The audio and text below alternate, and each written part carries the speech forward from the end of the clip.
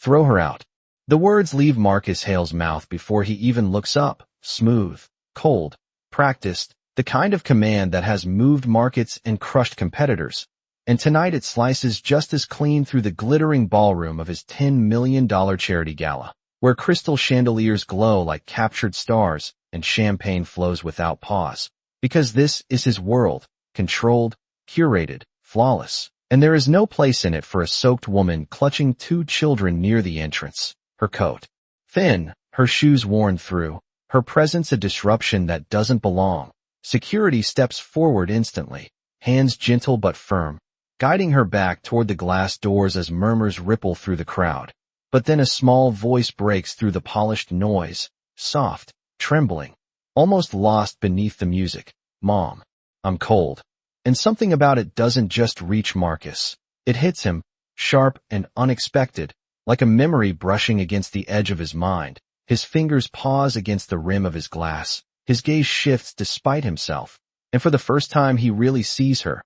The way she holds those kids close. The quiet dignity in her posture even as she's being turned away.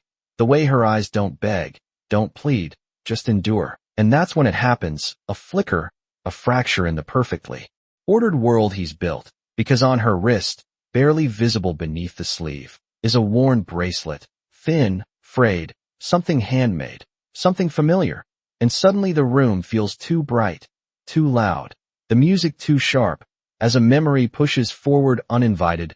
3 nights, years ago, when Marcus Hale was not a name anyone knew, when he had no tailored suit, no penthouse, no empire, just a broken past and an empty stomach, standing on a street corner in a city that didn't care if he existed, rain soaking through his jacket, hunger clawing at him, and a woman, this woman, had stopped, not because she had plenty, but because she had almost nothing, and she had shared it anyway.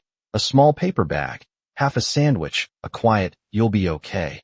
And he had believed her, because in that moment, she had been the only person who saw him as something worth saving. The only person who chose kindness when it cost her something. And now, standing under lights worth more than everything he owned back. Then, Marcus feels that past collide violently with his present. His breath catching, his chest tightening in a way he can't explain, because how is it possible that the woman who once gave him everything when he had nothing is now the one being pushed out of his world, his perfect, polished, indifferent world, and for a split second, he considers letting it happen, because that's what the man he's become would do, maintain order, protect image, keep everything clean and controlled. But then, the little girl shivers again, clutching her mother's hand. And the sound echoes louder than any applause he's ever received. And suddenly control doesn't matter. Image doesn't matter. None of it does. Because something deeper, older, more human breaks through. And before he can think, before he can calculate consequences or weigh perception, Marcus sets his glass down with a quiet clink that somehow silences everything around him. His voice cutting through the room again. But this time it's different, sharper, urgent. Wait. And the single word stops the guards mid-step, stops the whispers, stops the music in his own head as he walks toward them. Each step heavier than the last, the distance between them feeling like years instead of feet. His eyes locked on hers, searching, confirming, hoping he's not wrong, hoping he hasn't already crossed a line he can't come back from. And when he finally stands in front of her, close enough to see the exhaustion in her face, the strength in the way she still holds her children steady, he knows, not because of the bracelet, not because of the memory, but because of the feeling that crashes over him all at once. Undeniable, overwhelming, and for the first time in years, Marcus Hale, the man who controls everything, doesn't know what to do next, because the past he buried just walked back into his life, and it's not asking for permission to stay. The silence that follows his voice is not quiet. It is heavy, stretching across the ballroom as if even the air is waiting to see what Marcus Hale will do next, because men like him do not hesitate. They do not second-guess. They do not look back. And yet here he is, standing inches away from a woman the world has already decided does not belong. His tailored shoes planted on marble floors that reflect a life she has clearly never been allowed to step into. And for a moment neither of them speaks, her eyes steady on his, not hopeful, not afraid. just tired in a way that comes from carrying too much for too long.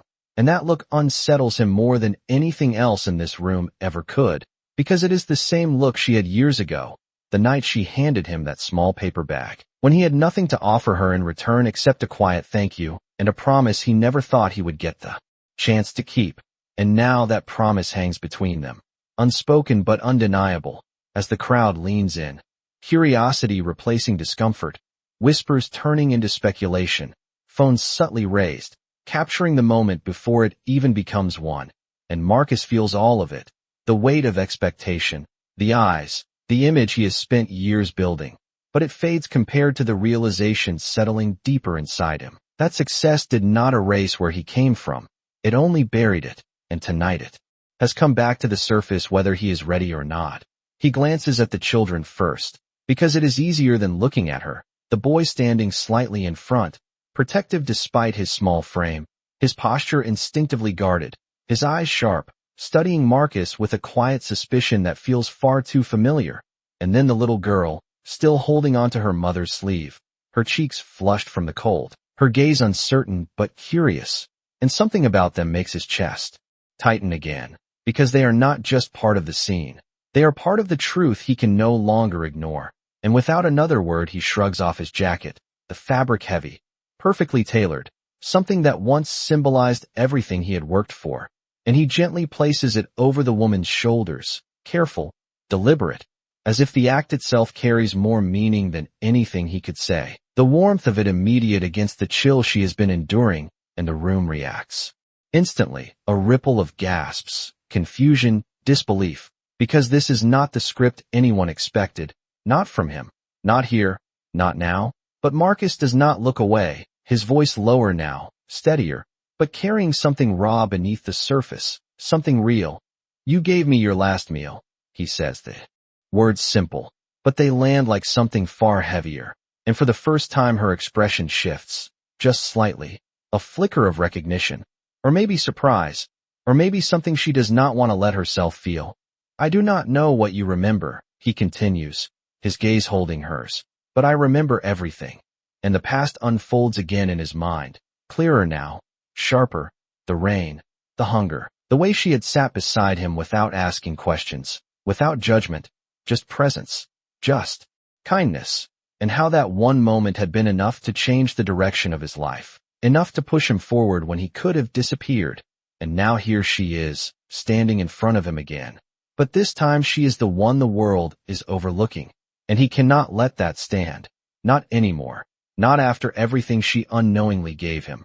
But instead of relief, instead of gratitude, her response is quiet, almost distant.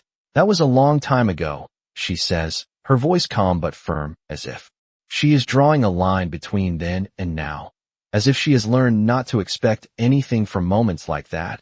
And Marcus feels the distance in her words, the years that have passed, the things she must have endured that he will never fully understand, and it unsettles him more than any rejection ever could, because this is not about pride or misunderstanding. This is about survival, about someone who has learned that help does not always come when it should, that promises are often empty, and that trusting the wrong person can cost too much. And for the first time since he built his empire, Marcus realizes that money cannot bridge that gap instantly. It cannot rewrite her experience. It cannot undo the time she has spent fighting alone, and the realization forces him to slow down, to step back from the instinct to fix everything at once, because this is not a problem to solve. This is a life he does not fully know. And as the crowd continues to watch, waiting for the grand gesture, the dramatic resolution, the story they can talk about later, Marcus understands that whatever happens next will not be simple.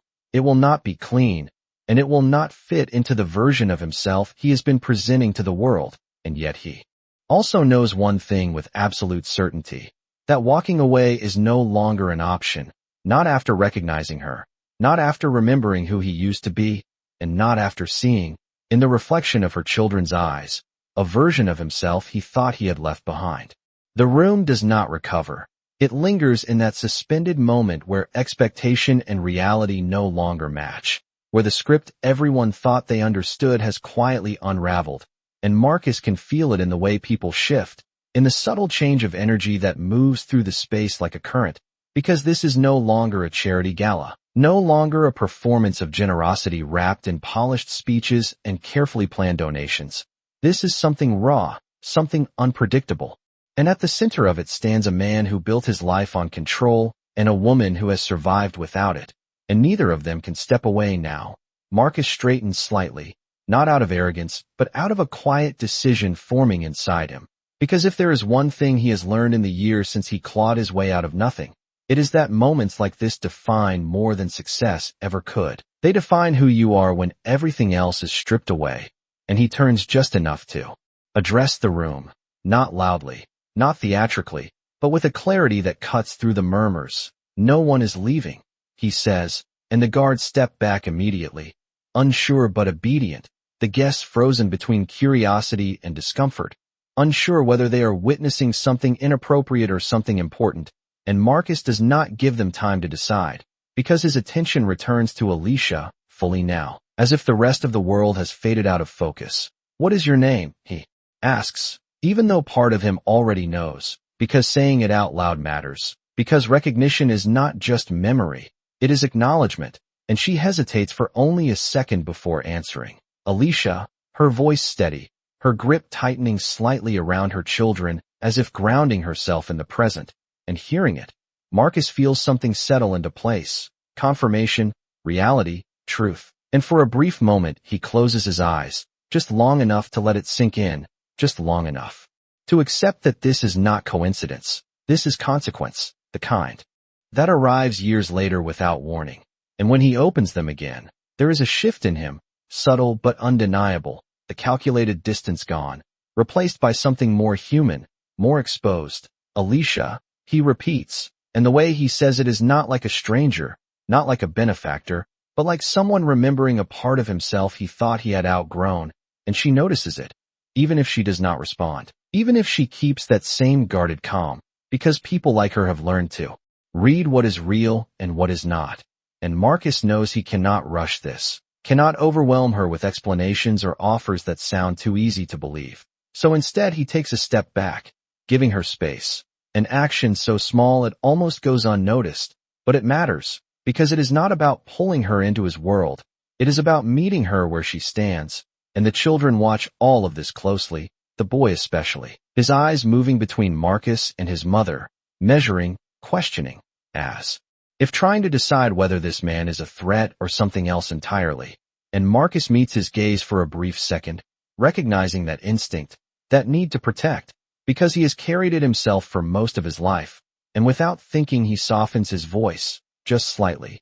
"You are doing a good job," he says, not to Alicia, but to the boy, and the words land differently, quieter, but just as important, because they acknowledge something no one else in this room has even noticed, and the boy does not respond, but he does not look away either, and that is enough. For now, the tension shifts again, less sharp, less confrontational, but still unresolved, because the question remains, what happens next? And Marcus knows that whatever he does will be watched, judged, interpreted in ways he cannot control, but for the first time in a long time, that does not feel like the priority, because this is not about perception. It is about responsibility, about a debt that cannot be repaid with a check or a headline.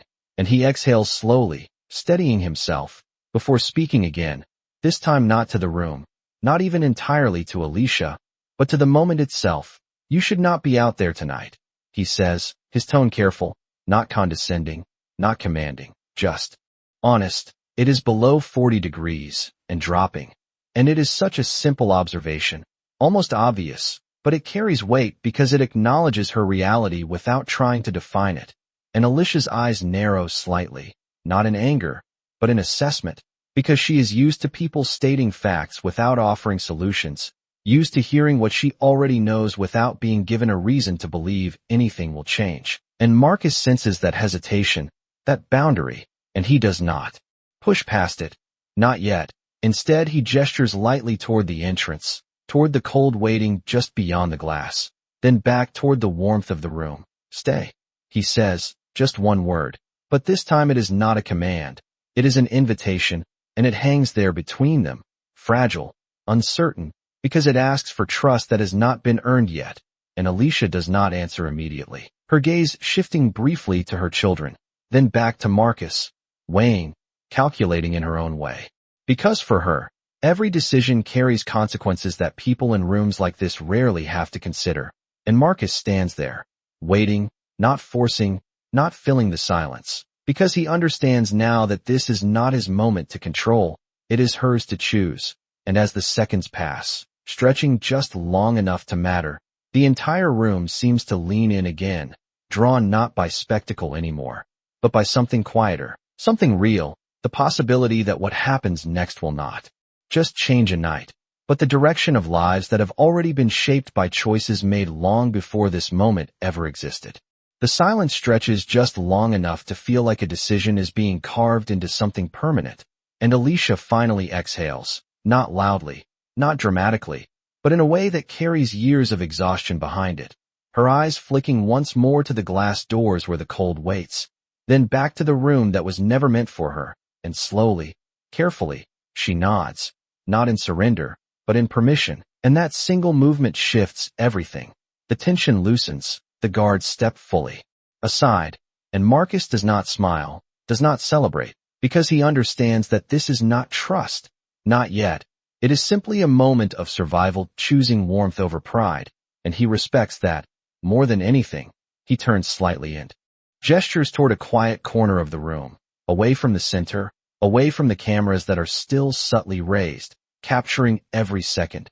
"Come with me," he says, his voice low enough to feel private even in a public space, and Alicia follows, not because she believes in him, but because she believes in the need to keep her children warm, and that difference matters. Marcus knows it, feels it in every step they take, as they move through a sea of people who suddenly do not know where to look, some pretending to resume conversations, others openly watching, curiosity now edged with something else, something closer to discomfort, because this is no longer a distant act of charity, it is proximity, it is reality standing in the middle of luxury, and it forces questions most of them are not prepared to answer. They reach a quieter space near the back, where the music softens and the light feels less intense, and Marcus immediately signals to a staff member, not with authority, but with urgency, hot food, and something warm to drink, he says, and there is no hesitation, no delay, because even here, his words still carry weight, but the difference now is how he uses it, not to control, but to provide, and Alicia notices that, even if she does not acknowledge it, she helps her children sit, adjusting the coat around them, making sure they are covered, her movements instinctive, practiced, the kind that come from doing this over and over again, without help, and Marcus watches quietly, not intruding, not interrupting, because there is something about the way she moves that reminds him again of who she has always been, someone who gives first, even when she has nothing left, and the realization settles deeper, heavier, because it forces him to confront a truth he has avoided for years, that his success was not built alone, that somewhere in his story, there are people like her who carried him forward without ever knowing it, and he has never gone back to look for them, never asked what happened after, and now one of them is sitting right in front of him, and the cost of that absence becomes impossible to ignore. The staff returns quickly, placing warm plates and cups in front of Alicia and the children, steam rising gently, and for a moment no one moves, as if the simple presence of food is something that requires permission, and then the little girl reaches first, carefully, glancing at her mother, who gives a small nod, and the moment shifts again, softer now, quieter, the sound of small bites, of warmth replacing cold, and Marcus feels something unfamiliar settle in his chest, not pride, not relief, but something closer to humility, because this is not a grand gesture. This is basic, necessary, and it should not have taken this long to happen. Alicia finally looks up at him again, her expression still guarded, but less distant, as if the edge has softened just slightly, and she speaks, not accusing, not grateful, just honest. "You remembered," she says, and there is a question in it, not about the past, but about the present, about whether that memory actually means something now, and Marcus nods slowly. "I never forgot," he replies, and this time the words carry no performance, no audience, just truth, and for a moment they sit in that shared space, the past and present overlapping in a way that feels both fragile and undeniable. But then Alicia shakes her head slightly, as if pulling herself back, grounding herself again.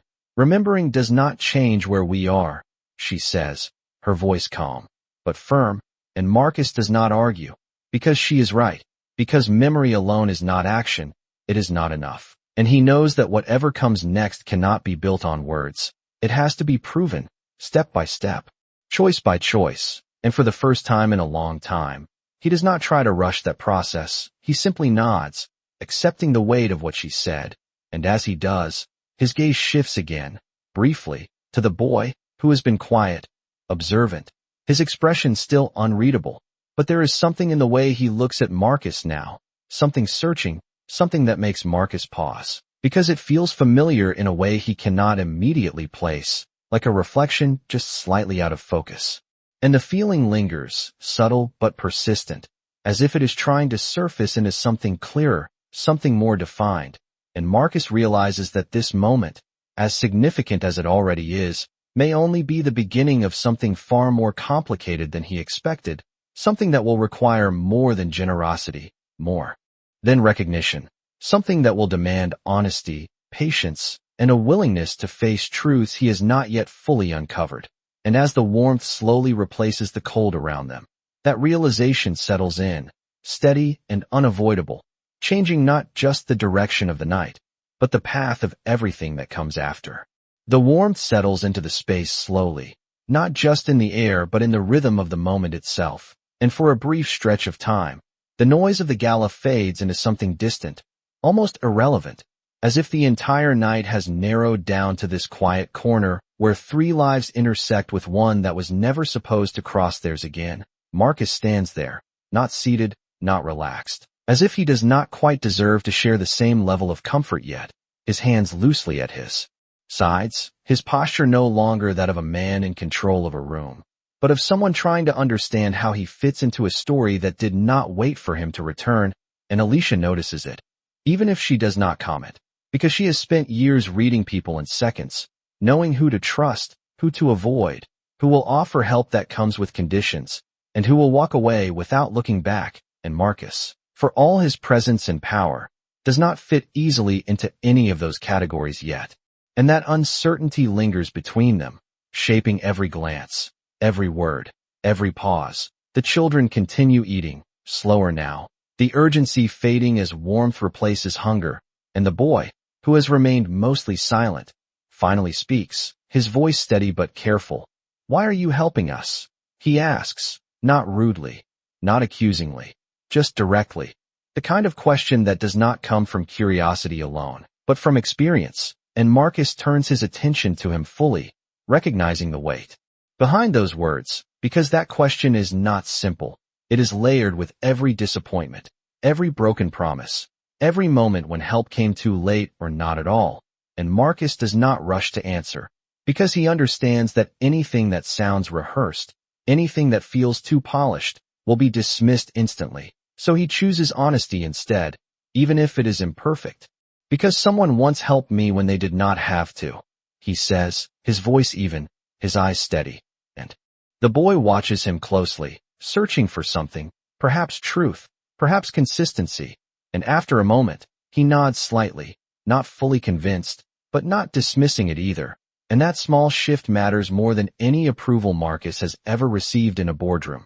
Alicia exhales quietly, her gaze moving between them, and for the first time there is something different in her expression, not trust, not yet, but recognition of effort, of intention, and that alone changes the dynamic just enough to allow the next step to exist. Marcus reaches into his pocket, slowly, deliberately, making sure the movement is not abrupt, not intrusive, and he pulls out a simple card. Nothing flashy, just his name, his number, something that represents access, opportunity, control, everything his world is built on, and he places it on the table between them, not handing it directly, not forcing it into her space, just offering it. "You do not have to decide anything tonight," he says, his tone calm, measured, "but if you need anything, anything at all, call me." And the words hang there, simple, but loaded, because they are not a solution, they are not a fix, they are an opening. And Alicia looks at the card, not reaching for it immediately, because she understands what it represents, not just help, but connection, obligation, possibility, and those things are never as simple as they appear. She glances at Marcus again, studying him, measuring whether this is real or temporary, whether this is a moment or a shift. And Marcus does not break that gaze, does not try to soften it with a smile or a reassurance that would feel hollow. He simply stands there, present, accountable, and after a long second, Alicia reaches out and picks up the card, her fingers brushing the edge lightly, as if testing its weight, its reality, and she slips it into her pocket without a word, and that action, small as it is, lands with more significance than any agreement could, because it means she has not closed the door completely. It means there is a chance, however small, that something beyond this night might exist. But even as that possibility settles in, Marcus feels something else rising beneath it, a question he cannot ignore, because the more he looks at the boy, the more that familiar feeling returns, sharper now, clearer, something in the way he stands, the way he watches, the way he carries himself despite everything around him. And Marcus feels a pull, a curiosity that edges into something deeper, something more personal, and before he can stop himself, he asks, quietly, carefully, "How old are you?" And the boy answers without hesitation, 8. And the number lands in Marcus's mind with a weight he cannot immediately explain, because it aligns too closely with a time in his past he has not fully revisited, a period of chaos, of instability, of choices made under pressure, and the connection is not clear yet, not defined, but it is enough to unsettle him, enough to plant a question that will not easily fade. And Alicia notices the shift in his expression, the brief flicker of something she cannot quite place, and her posture tightens slightly, protective, instinctive, because whatever this is, whatever realization is beginning to form, she is not ready to let it unfold without understanding it first, and Marcus senses that, feels the boundary reestablish itself, and he does not push further, not now, because he understands that some truths require time, and forcing them too quickly can break something that is only just beginning to hold together. And as the moment settles again, quieter but more complex than before, Marcus realizes that this is no longer just about repayment, no longer just about kindness returned. This is something else, something that reaches deeper into his past and stretches forward into a future he has not yet defined. And for the first time since he recognized Alicia, he understands that the most shocking part of this night may not be what he has already done, but what he is about to discover. The question lingers in Marcus's mind long after the boy answers. 8 years old. Simple words that should mean nothing and yet feel like they carry a weight he cannot ignore. And for a moment the room fades again.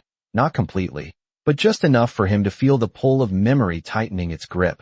Because 8 years ago was not just another year in his life. It was a fracture point. A time when everything was unstable, when he was moving from one place to another, chasing opportunities that barely existed, making promises he was not always in a position to keep, and the realization does not arrive all at once. It builds slowly, piece by piece, as he studies the boy more carefully now, not just as a child standing beside Alicia, but as someone whose presence might be tied to a past he has not fully accounted for. And that possibility unsettles him in a way that no business risk ever has. Because this is not about numbers or strategy, this is about consequence. About whether something he left behind has been quietly shaping a life he never knew existed. Alicia notices the shift immediately. The way his focus narrows, the way his expression changes just slightly, and her posture adjusts in response, subtle but firm, her hand resting lightly on the boy's shoulder as if anchoring him. As if reminding Marcus without words that whatever he is thinking, whatever he is beginning to realize, it does not give him the right to step closer without understanding the full truth, and Marcus respects that instinct instantly, because he recognizes it, because he has lived it, the need to protect what little you have when the world has already taken too much, and he steps back again, just enough to create space, not retreating, but acknowledging that this moment belongs to more than just his curiosity. The music from the gala begins to rise again, conversations slowly returning as people attempt to normalize what they have witnessed, but the energy has shifted permanently because something real has broken through the surface, something that cannot be easily folded back into polite conversation, and Marcus knows that whatever happens next will not stay contained within this corner. It will ripple outward, into headlines, into boardrooms, into every carefully managed aspect of his life. But for the first time, that does not feel like a threat. It feels like something necessary, something overdue. He looks back at Alicia, his voice quieter now, more deliberate. "Where have you been staying?" he asks. Not as a demand, not as an interrogation, but as a question that acknowledges reality. And Alicia hesitates, just for a second, because answering means revealing more than she is used to sharing. It means allowing him to see the extent of what she has been carrying. But she also understands that avoiding the truth will not change anything. So she answers simply, "Where we can." And the words are not detailed, not specific, but they say enough. They fill in the gaps without needing explanation, and Marcus nods slowly, because he understands what that means, understands the instability, the constant movement, the lack of safety that comes with it, and the realization settles deeper, because it makes everything more urgent, more real, but he does not rush to fix it. Not this time. Instead, he takes a breath, grounding himself, because this is not about reacting. It is about responding in a way that lasts. His gaze shifts once more to the boy, then back to Alicia. And there is something in his expression now that was not there before, something more serious, more focused, as if he is beginning to see not just the present, but the possible connections beneath it. "I would like to understand," he says, choosing his words carefully. "Not just what is happening now, but what happened before." And Alicia's eyes narrow slightly, not in hostility, but in caution, because she hears what he is really asking, not just about her situation, but about the past, about timelines, about details that could lead somewhere she is not ready to go without clarity.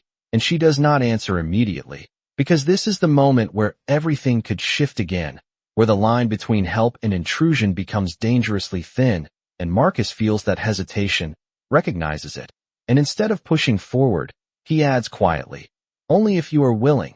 And that addition matters, because it gives her control, because it makes the question an invitation rather than an expectation. And Alicia studies him for a long second, measuring the sincerity behind the words, searching for any sign that this is just another version of control disguised as concern. And she does not find it. Not completely, not enough to reject it outright, but also not enough to fully trust it. And that balance defines her response. "Not tonight," she says, her voice steady. And Marcus nods immediately, accepting it without argument, because he understands that trust is not built in a single conversation. It is built over time, through consistency, through actions that match words. And he is prepared for that. Even if he has never had to earn anything in this way before, the moment settles again, quieter but more charged than before, because beneath everything that has been said, there is now an unspoken question, one that has not been answered, one that continues to grow stronger with every passing second.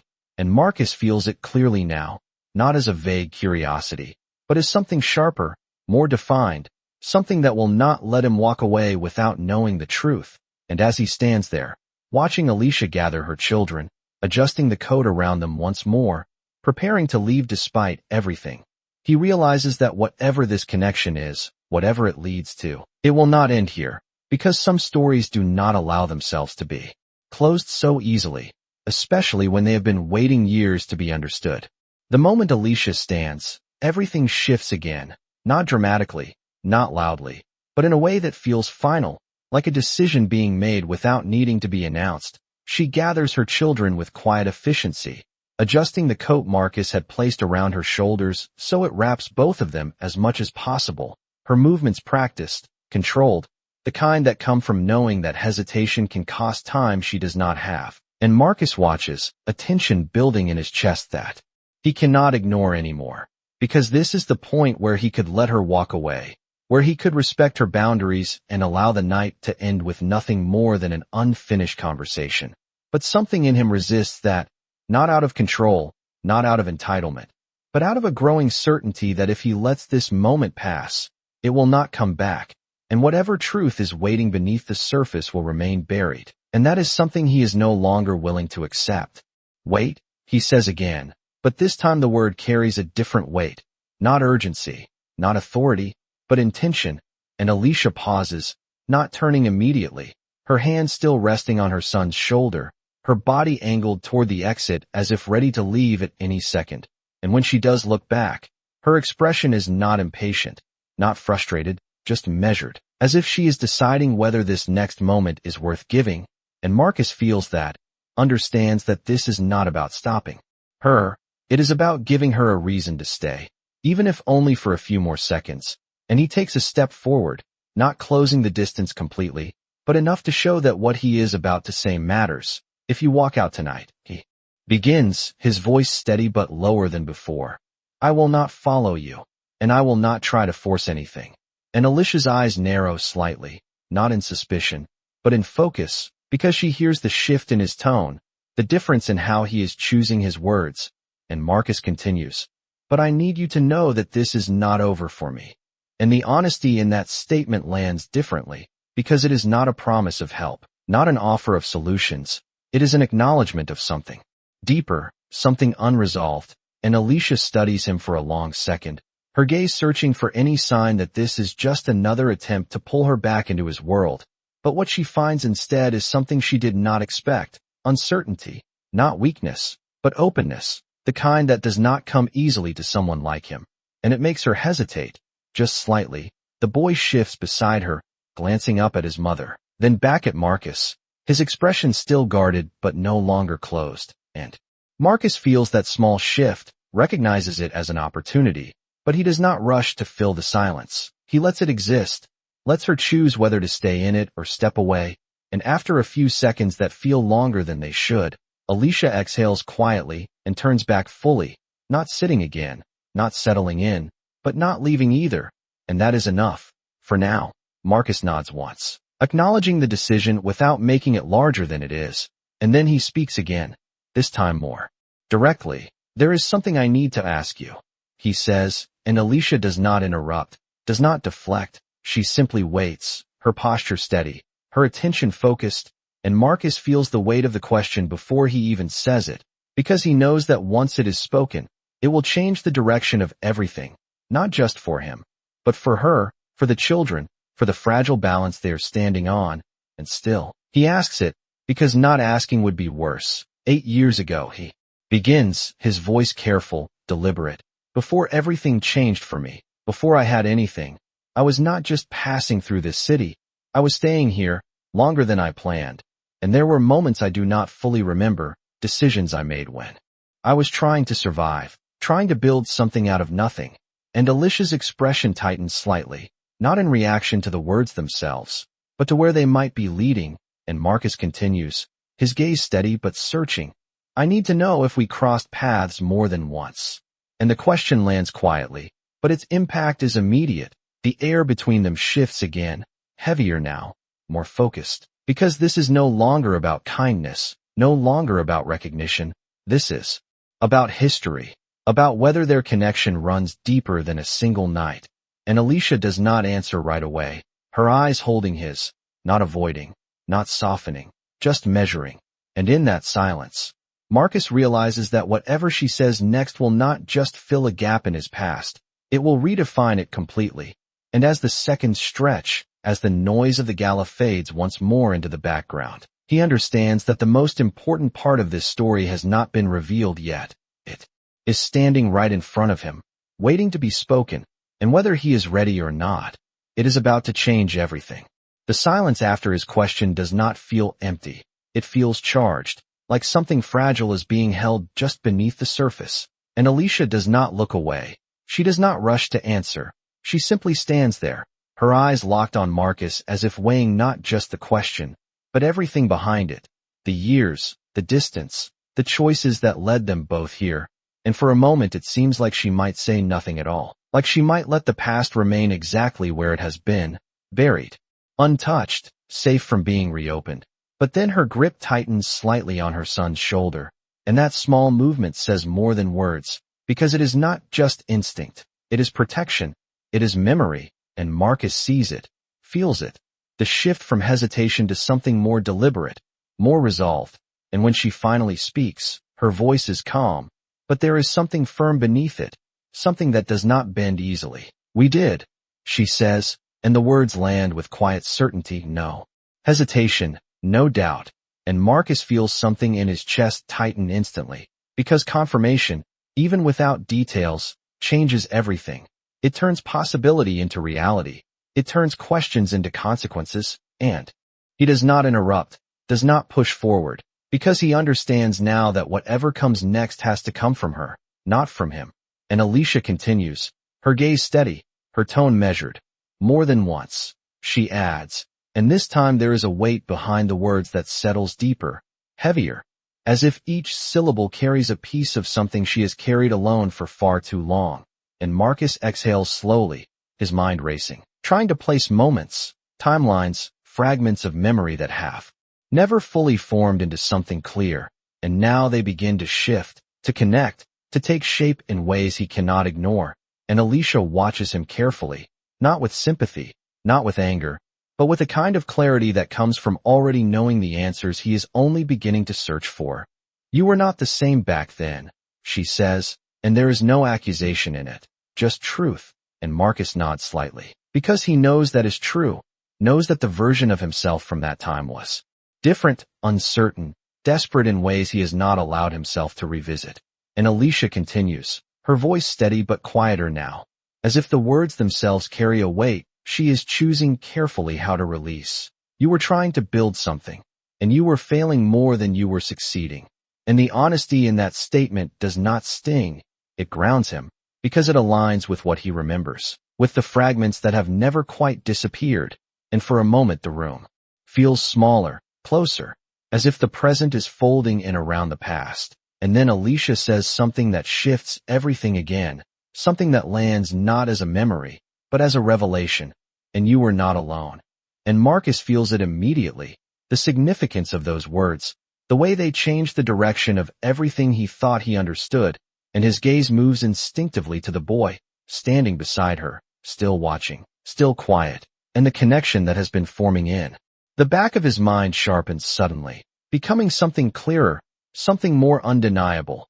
But he does not speak, not yet, because he knows that this moment is not his to define, it is hers, and Alicia follows his gaze, just briefly, before returning her eyes to Marcus, and there is something in her expression now that was not there before, something more exposed, more honest, as if she has reached a point where holding back no longer serves a purpose. "You left," she says, and the words are simple, but they carry a weight that fills the space between them completely, and Marcus feels it, not as an accusation, but as a fact, as something that happened whether he intended it or not, and he does not deny it, does not try to explain it away, because he knows that whatever the circumstances were, the result is what matters, and the result is standing right in front of him. And Alicia continues, her voice still calm, but now edged with something deeper, something that has been shaped by time and experience. "You did not know," she adds, and that distinction matters, because it shifts the narrative from blame to reality, from intention to consequence. And Marcus exhales slowly, the weight of it settling fully now, because those three words confirm what he has been starting to understand, that there are parts of his past he did not fully see, things that happened beyond his awareness but not beyond their impact. And his gaze returns to the boy again, this time not searching, not questioning, but recognizing, and the resemblance that once felt like a vague familiarity now becomes something sharper, more defined, something that does not need to be spoken to be understood. And for a moment Marcus cannot find words, not because he does not have anything to say, but because everything he could say feels insufficient compared to the truth unfolding in front of him. And Alicia watches that realization take hold, watches the shift in his expression, the way his composure adjusts, not breaking, but changing, and she nods slightly, as if confirming what he has not yet said out loud, as if acknowledging that the understanding has reached him without needing to be explained further. And the room around them fades again, the conversations, the music, the movement, all of it becoming background, to a moment that is no longer about charity, no longer about kindness, but about connection, about consequence, about a past that has finally caught up with the present in a way neither of them can ignore. And as Marcus stands there, facing the reality of what Alicia has revealed, he realizes that the most shocking part of this night is not what he has done so far, but what he is now responsible for. And that realization does not come with clarity or direction. It comes with weight, with questions, with the understanding that whatever happens next will require more than intention, more than resources. It will require him to confront a part of his life he never knew existed, and to decide, in this moment, whether he is ready to become the man that reality now demands him to be. The realization does not explode. It settles, slow and heavy, like something that has always been there, but only now has a name. And Marcus feels it in the way his breath changes, in the way his thoughts stop racing and instead begin to align into something far more focused, far more serious. Because this is no longer a question of possibility, it is reality, standing directly in front of him. And for the first time in years, Marcus Hale does not have a prepared response. He does not have a strategy. He does not have a calculated next move. He simply has the truth, and it demands something different from him, something he has not had to give in a very long time. Honesty without control, responsibility without negotiation, and his eyes remain on the boy, not staring, not overwhelming, but steady, present, as if trying to understand not just what this means, but who this child is beyond the connection that has just been revealed. And the boy meets that gaze again, not stepping back, not shrinking, but holding it with a quiet strength that feels far beyond his years. And in that moment Marcus sees it clearly, not just resemblance, but something deeper, something familiar in the way the boy stands, the way he observes before reacting, the way he protects without being asked. And it is no longer something he can dismiss or question. It is something he has to accept, even if he does not yet know what to do with it. Alicia watches the exchange carefully, her posture firm, her presence unwavering, because for her this is not a revelation. It is a reality she has lived with every single day, and she is not here to soften it, not here to make it easier for Marcus to process. She is here to make sure that whatever comes next is real, not temporary, not performative. And Marcus understands that without needing her to say it. He feels it in the way she stands, in the way she does not step closer, does not offer reassurance, because this is not her responsibility to manage. It is his. And for a moment the silence stretches again, but this time it is not uncertain. It is heavy with meaning, with everything that has been said and everything that has not. And Marcus finally speaks, his voice quieter than before, stripped of anything unnecessary. What is his name? He asks, and the question is simple, but it carries weight, because it is not about curiosity. It is about acknowledgement, about seeing the child not just as a possibility, but as a person. And Alicia answers without hesitation, Jordan. And the name lands in Marcus's mind with a clarity that feels grounding, because it gives shape to something that was still forming. It makes it real in a way that nothing else could. And Marcus nods slightly, repeating it once under his breath, not for show, not for effect, but to hold on to it, to remember it, because names matter. They are the beginning of connection, the beginning of responsibility. And Jordan watches him closely, still silent, still assessing, as if waiting to see what kind of man Marcus will choose to be now that the truth is no longer hidden.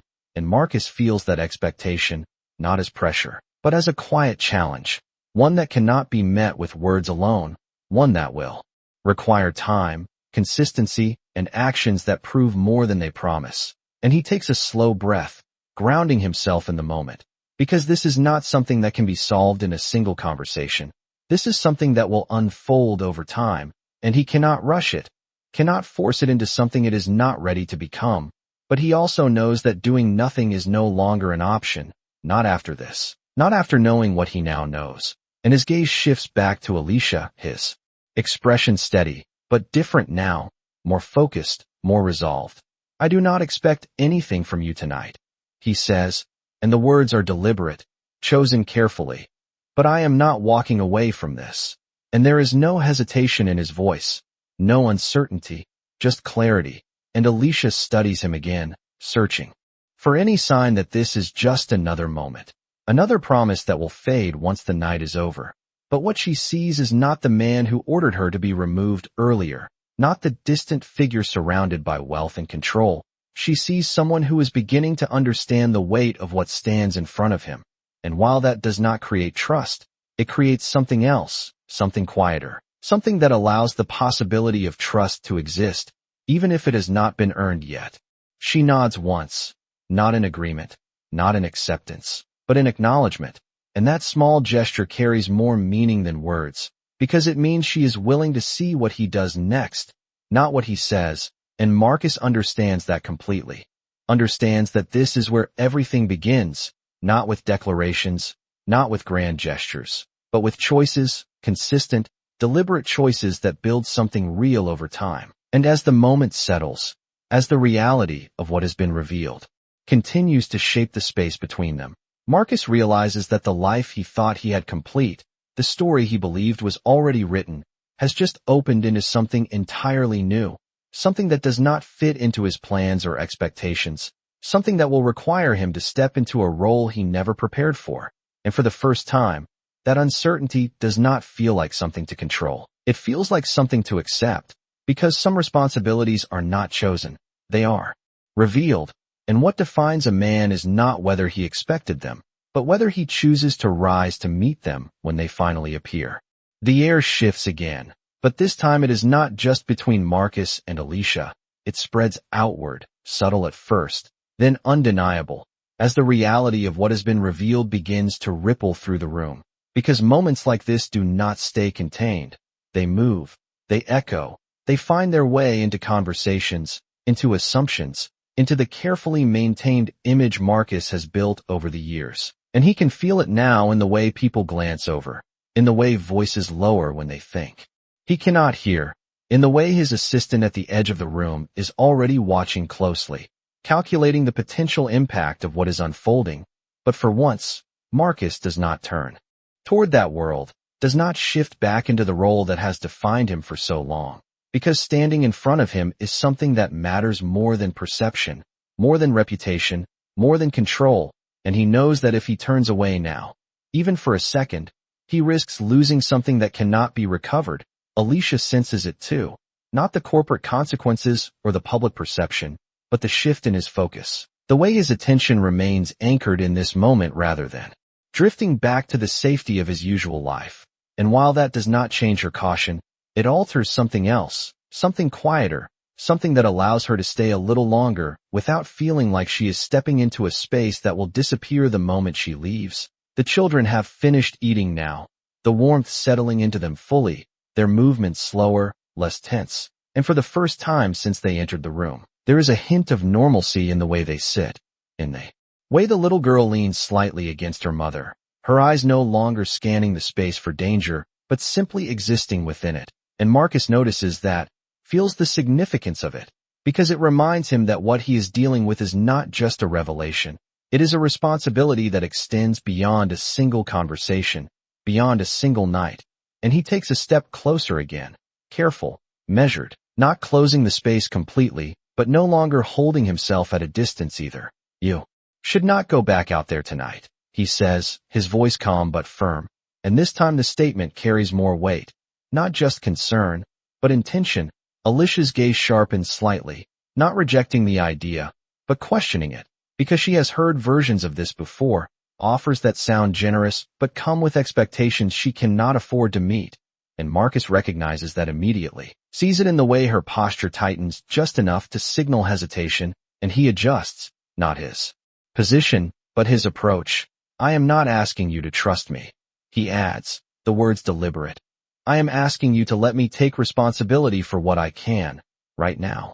And the distinction matters, because it shifts the focus away from belief and toward action, away from promises and toward immediate reality.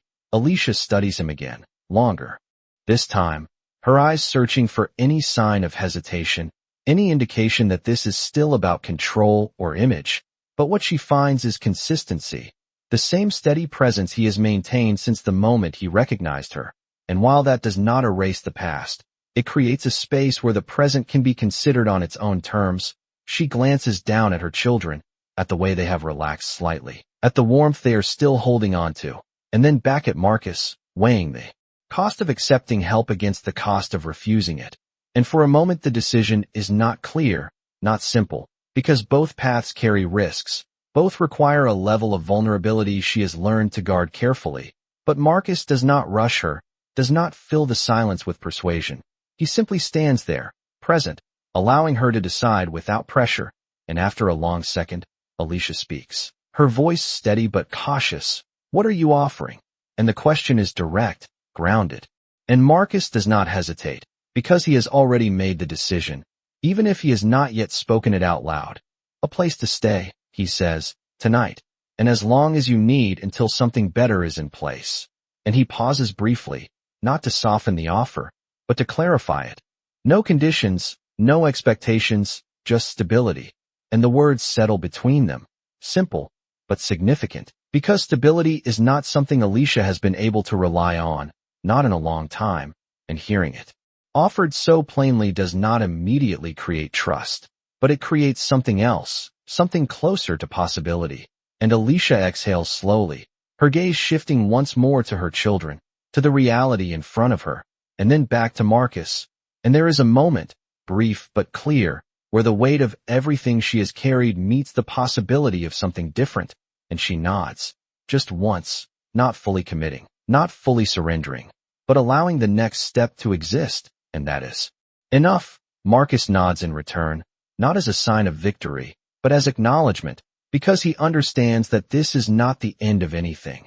It is the beginning of something that will require more than he has ever had to give. And as he turns slightly, signaling for arrangements to be made, he feels the shift fully now, not just in the room, not just in the moment, but within himself, because the life he built on independence and control is now intersecting with something that demands connection and accountability. And there is no clear path forward, no defined outcome. Only the certainty that whatever comes next will shape not just his future, but theirs as well. And for the first time, that responsibility does not feel like a burden to manage. It feels like a purpose to rise into. The decision settles into motion quickly, but not chaotically, not in the rushed, overwhelming way Marcus might have handled things in the past. Instead, there is a quiet efficiency to it, a deliberate pace that reflects the shift happening within him.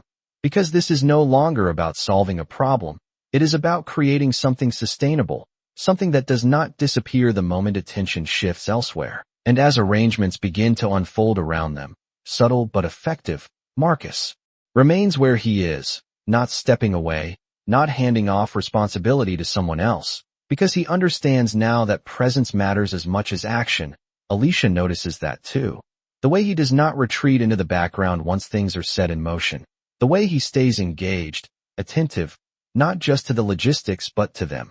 And it does not erase her caution, but it challenges it, just enough to keep her from pulling back. The children begin to stir again, the little girl leaning more heavily against her mother, her eyes growing heavier, the warmth finally catching up to the exhaustion she has been carrying, and Alicia adjusts her position instinctively, supporting her without breaking the quiet focus she maintains on Marcus. Because even as the situation begins to shift, she is still measuring, still deciding whether this is something that can be trusted beyond this moment. And Marcus senses that ongoing evaluation, not as resistance, but as a necessary process, and he respects it. He does not try to speed it up, does not offer reassurances that would feel empty.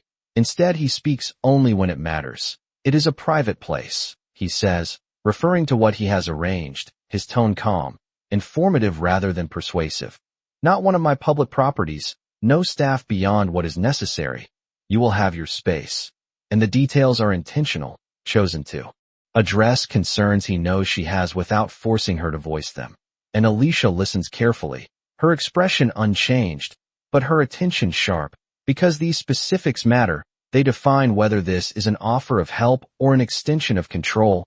And Marcus continues, just enough to clarify, not enough to overwhelm. You will be able to come and go as you choose. And that sentence lands differently, because it reinforces autonomy, because it acknowledges that accepting help does not mean losing independence. And Alicia exhales slowly, the tension in her shoulders easing just slightly, not disappearing, but shifting, because for the first time, the offer does not feel like a trap. It feels like an option, and that distinction changes everything. She nods once, not in gratitude, not in relief, but in acceptance of the next step, and Marcus acknowledges it with the same measured calm. No grand reaction. No attempt to turn the moment into something larger than it is, because he understands that the real work begins after this, not during it. As they prepare to leave the corner, the room seems to close in again, attention returning in waves, conversations pausing just enough to observe, to speculate, to interpret what they think they have seen, and Marcus is aware of it, fully aware, but it no longer dictates his actions, because for the first time, the image he has spent years maintaining feels secondary to something far more immediate, far more real, and Alicia feels that shift too, the way the room reacts to them, the way the dynamic has changed from dismissal to curiosity, and while she does not engage with it, she does not shrink from it either. She moves forward with the same quiet strength she has carried all along, the children close beside her, and Marcus walks with them, not leading, not directing, but present, aligned with their pace rather than setting his own, and that choice, subtle as it is, reinforces everything he has been trying to show, that this is not about control, it is about respect. As they reach the entrance, the cold beyond the glass no longer feels like the only option waiting for Alicia, and that realization settles into the moment, not loudly, not dramatically, but with a quiet significance that marks a turning point. The doors open, a brief rush of cold air slipping inside, but this time it does not carry the same weight, because it is no longer the direction they are heading, and as they step out, not into the night, but towards something different, something uncertain, but stable enough to consider, Marcus feels the full extent of what has changed, not just in circumstances, but in himself, because this is no longer about a single act of kindness. It is about a commitment that will extend far beyond this night, far beyond what anyone else in that room understands. And as the car pulls up, waiting without spectacle, without attention, just a quiet continuation of the choice that has already been made, Marcus realizes that the life he built has not been disrupted, it has been redefined, and the path ahead, while unclear, is no longer something he faces alone, but something that will be shaped by the decisions he makes from this moment forward, decisions that will determine not just who he is, but who he becomes in the presence of the people he never knew he needed to find. The car door closes with a quiet, solid sound that feels different from the noise of the gala, different from the cold air outside, as if it marks a boundary between two worlds that should never have collided but now cannot be separated. And inside the vehicle, the atmosphere shifts again, not tense, not relaxed, but unfamiliar in a way that forces everyone to adjust. Alicia sits closest to the door, her children beside her, her posture still alert despite the warmth, despite the safety that now surrounds them, because for her, environments can change quickly, and comfort is something she has learned not to assume, and Marcus takes the seat across from them, not beside, not imposing, but present, giving space while remaining part of the moment, and the silence that settles is not uncomfortable. It is reflective, as if each of them is processing what has just happened from their own perspective. The city lights pass outside in soft streaks, distant and quiet, a contrast to the intensity of the night they have just left behind. And for a moment, no one speaks, because there are no simple words for what is unfolded, no easy way to move forward from a revelation that has reshaped everything in a matter of minutes. The little girl shifts first, her head leaning against Alicia's shoulder, her eyes closing slowly as exhaustion finally takes over, and Alicia adjusts instinctively, her hand resting gently on her daughter's back, steady, protective, and Marcus watches that small interaction with a quiet focus, because it reminds him again of the life Alicia has built without him, the strength she has carried alone, the stability she has created in circumstances that offered very little. And it reinforces something he is only beginning to understand, that stepping into this situation is not about replacing what already exists. It is about respecting it, supporting it, and learning how to fit into it without disrupting what has kept them going this far. And that realization shapes his next words. When he finally speaks, his voice calm, measured. "You will have full access to everything there," he says, not looking at Alicia directly at first, but speaking in a way that allows her to take in the information without feeling observed. "Food, clothing, anything you need. It will already be arranged, and if something is missing, you can tell me or not. It will still be handled." And the phrasing is intentional, designed to remove pressure, to make it clear that she does not have to ask for permission to meet basic needs. And Alicia listens, her expression unchanged, but her attention focused, because these details matter more than any reassurance could. They define whether this is truly support or just a temporary solution. And Marcus continues, just enough to complete the picture. There is a school nearby, if that becomes something you want to consider later. And this time he does glance at her, briefly, not to push the idea, but to show that he is thinking beyond the immediate moment, beyond tonight. And Alicia catches that. The forward thinking, the implication that this is not just about getting through the next few hours, but about creating options for what comes next. And while she does not respond immediately, something in her posture shifts again, subtle but present, as if the idea of stability is no longer abstract, but something she can begin to picture, even if she does not fully trust it yet.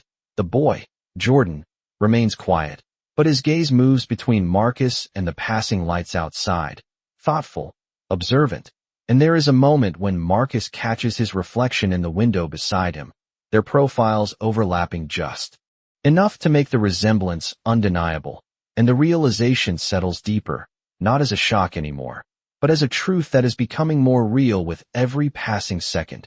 And Marcus does not look away from it, does not try to distance himself from what it represents, because he understands now that accepting this means accepting everything that comes with it, the responsibility, the uncertainty, the need to show up in ways he has never had to before.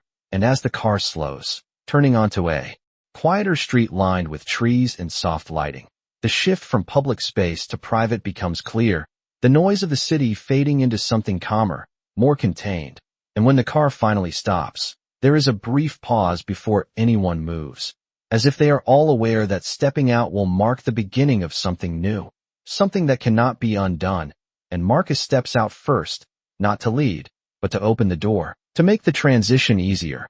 And Alicia follows, guiding her children carefully, her eyes scanning the surroundings instinctively, taking in every detail, every possible variable, because safety is not assumed, it is confirmed, and what she sees is not overwhelming, not extravagant, but quiet, secure, the kind of place that does not draw attention, and that matters. Marcus notices her observation, the way she processes the environment before relaxing even slightly, and he says nothing, because he understands that this is not something words can influence.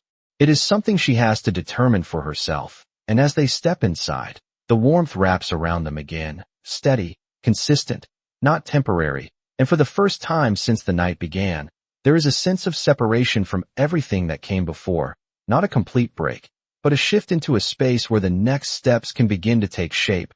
And Marcus stands just inside the doorway, not moving further in, not claiming the space, because this is not about him. It is about giving them a place to land. And as Alicia looks around, taking in the details, the quiet, the stability, Marcus realizes that the most important part of this journey is not what he has already done, but what he is willing to continue doing when there is no audience, no recognition, no immediate reward. And that realization settles into him with a clarity that feels different from anything he has experienced before, because this is not about success. It is about presence, about consistency, about becoming someone who does not just appear in moments of need, but remains long after those moments have passed. And as the door closes behind them, sealing out the cold, sealing out the past in a way that is not final, but is significant, Marcus understands that the next chapter of this story has already begun, whether he is fully prepared for it or not. Morning arrives quietly, not with noise or urgency, but with a soft light that filters through wide windows, settling gently into a space that has not yet been filled with routine.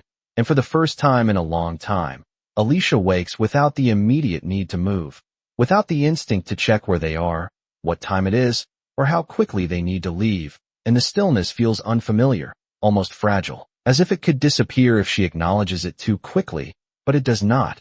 It stays steady and consistent. And beside her, her daughter sleeps peacefully, her breathing even, her body relaxed in a way that has not been possible for a long time. And Alicia watches her for a moment, just long enough to let the reality settle in, not fully trusting it yet, but not rejecting it either. And across the room, Jordan is already awake, sitting quietly near the window, looking out at the street below. his posture calm but alert, the same quiet strength he has carried from the beginning. And when he turns and meets Alicia's gaze, there is a question there, unspoken but clear, not about where they are, but about what this means, about whether this is temporary or something more, and Alicia does not have an answer yet, not one she is ready to give. So she simply nods, a small gesture that says they are safe for now. And that is enough, for this moment. In another part of the house, Marcus stands alone. His usual routine paused, his phone silent on the table beside him. Because for once, the demands of his world feel secondary, distant compared to the weight of what has begun, and he looks out at the same morning light, but from a different perspective, not as someone who owns the space, but as someone who has chosen to share it. And that distinction changes everything, because it requires him to think differently, to act differently, to consider not just what he can provide, but how he shows up, consistently, without expectation. And as he stands there, he realizes that this is the part no one sees, the part that does not make headlines or draw attention, the part where real change either takes root or fades away. And he knows which one he is choosing, not because it is easy, but because it is necessary. A quiet knock at the door pulls him from his thoughts, and when he opens it, he sees Alicia standing there, her posture composed, her expression steady, not guarded in the same way as before, but not fully open either. And Marcus steps back slightly, giving her space to enter if she chooses, and she does, slowly, deliberately, as if crossing another invisible line. And for a moment they stand there, facing each other in a silence that no longer feels uncertain, but grounded, because everything that needed to be said has already been spoken, and now it is about what comes next. Alicia speaks first, her voice calm, measured. "We will not stay forever." And the words are not defensive, not rejecting.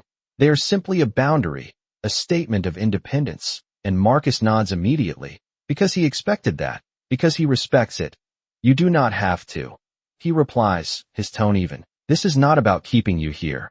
It is about giving you time to choose where you want to go next." And the clarity in his response matters, because it reinforces everything he has been trying to show, that this is not control, it is support. And Alicia studies him for a moment, searching for any sign that those words are anything less than real, and she does not find it. Not completely, not enough to remove all doubt, but enough to continue forward. And she nods once, a small but significant gesture, and then she says something that shifts the moment again, something quieter, but just as important. "He does not need promises," she says, glancing briefly toward the hallway where Jordan stands just out of view.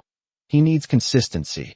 And the statement is simple, but it carries a weight that Marcus understands immediately, because it defines exactly what is required of him. Not grand gestures, not declarations, but presence, reliability, actions that repeat and hold over time. And he nods again, more firmly this time, because this is something he can commit to, something he is ready to build.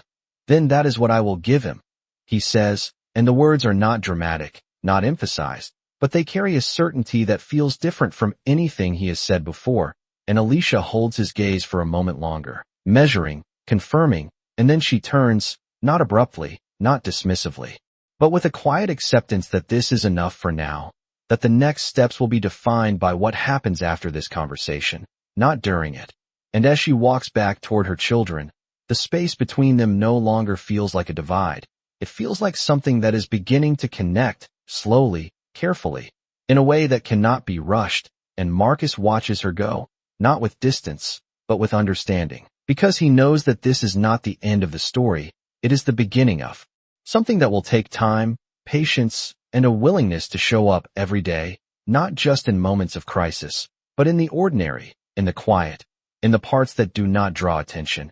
And as the morning continues, as the house begins to fill with the subtle sounds of life returning, Marcus realizes that the most important transformation is not happening around him.